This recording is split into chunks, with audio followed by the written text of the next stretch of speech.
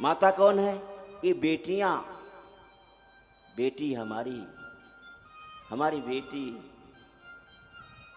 जानते हो कलयुग में क्या हो रहा था?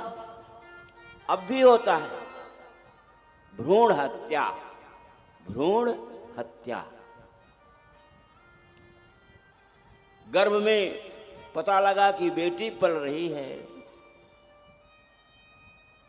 पति पत्नी सलाह करते हैं बेटी की क्या आवश्यकता है,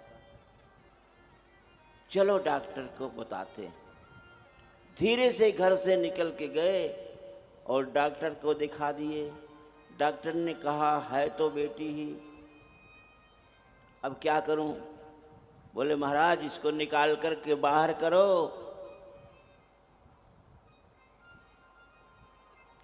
डॉक्टर सौदा कर लेता है, 50,000 रुपया, 25,000 रुपया, 20,000 रुपया, कुछ भी, जो भी सौदा कर लिया।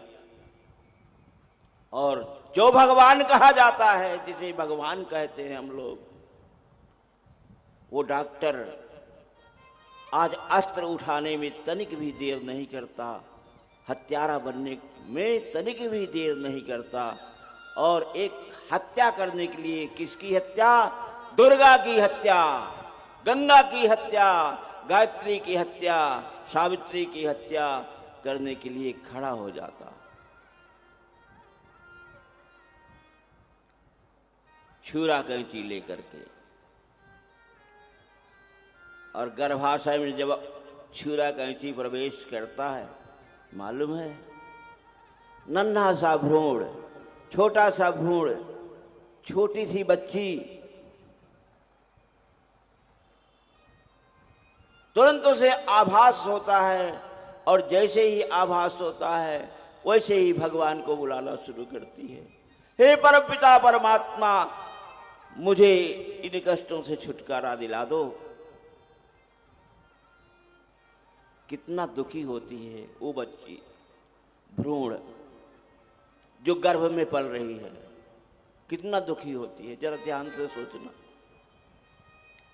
मां बनने को तैयार है, दुर्गा, सीता, सावित्री, गायत्री बनने को तैयार है, फिर भी उसे नष्ट करने के लिए का प्रयास किया जाता है। ओ भगवान कहलाने वाला डॉक्टर आज हैवान बन करके खड़ा है और उसे काट काट कर निकालने का प्रयास करता है। बच्ची चिल्लाती वहां से, मां मेरी सुरक्षा करो, मेरी मां, मां मेरा क्या अपराध है, मैंने कौन सा दुख आपको दिया? अरे मां, मुझे संसार में आकर संसार का सूर्य एक बार तो दर्शन कर लेने दो। मां, मैं तेरे साथ कोई अपराध नहीं करूंगी, मैं संसार में आकर के तेरे आंगन में तेरे पीछे पीछे चलूंगी, जो कुछ भी दोगी मैं उसे सहर्ष स्वीकार करके खा लूंगी। और मां, मुझे थोड़ा बड़ी होने देना, मैं तुम्हारे घर की सारी छोटी सी छोटी प्रक्रिया मैं करूंगी, मैं करूंगी, मैं करूंगी, तुम्हें कोई कष्ट नहीं होने दूंगी, अपने पिताजी का पूर्ण ख्याल करूंगी, तुम्हारे परिवार का पूरा ख्याल करूंगी, लेकिन मुझे एक बार संसार में आने दो। बहुत गिगियाती है, बहुत चिल्लाती है, बहुत चिरौरी विनती करती है, किंतु अब तो डॉक्टर जो हैवान बना हुआ है, खड़ा है, उसे छोटे छोटे टुकड़ों में काट काट कर ले जाकर के नालियों में फेंक देता। भला बताओ उस बेचारी का क्या अपराध था? उसने संसार वालों को क्या दुख दिया था, जिसे गर्भ से ही काट करके बाहर निकाल दिया गया? और कदाचित कोई पुष्प दुश्मन आ रहा है, पुत्र आ रहा है, उसके लिए तो सारी व्यवस्था है, मां को 9 महीने तक बेड रेस्ट देना ही पड़ेगा। 9 महीने पहले के ज़माने में माताएं चकिया चलाती थी, गाय भैंस को चारा पानी देती थी, घर में रसोई में रोटी बनाती थी, सारे दिनचर्या वाले कार्यों को करते हुए अपने बच्चे का जन्म करती थी।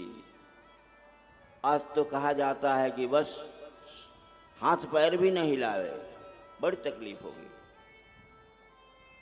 ऐसा बालक आज अपनी माँ को भूल जाता है। ससुराल प्यार भाई जब ते, ससुराल प्यार भाई जब ते, ससुराल प्यार भाई जब ते, ससुराल प्यार भाई जब ते, रिपुरूप कुटुंब हुए तब ते, रिपुरूप कुटुंब भये तब ते। जो माता अपना संपूर्ण जीवन की खुशियां, पिता संपूर्ण जीवन की खुशियां, यहां तक कि परलोक की खुशी भी बेटे के लिए न्यौछावर कर देते हैं। पाप की गठरी अपने सिर पर रख करके नरक में जाने को तैयार हैं, लेकिन बेटे के लिए फ्लैट, गाड़ी, मोटर, बैंक बैलेंस, नौकरी, ब्याह, शादी, सारी व्यवस्थाएं करते हैं। और बेटे के लिए भी करते हैं। ऐसा नहीं है खाली बेटे के लिए, एक पीढ़ी के लिए व्यवस्था करते हैं। बेटे के लिए हो जाए, उसके बेटे के लिए हो जाए, उसके बेटे के लिए हो जाए, 10 पीढ़ी के लिए हो जाए, 15 पीढ़ी के लिए हो जाए, इतनी व्यवस्थाएं हो जाए, लेकिन भूल जाता है बाप तिजोरी में रखे हुए सोने चांदी की भंडार,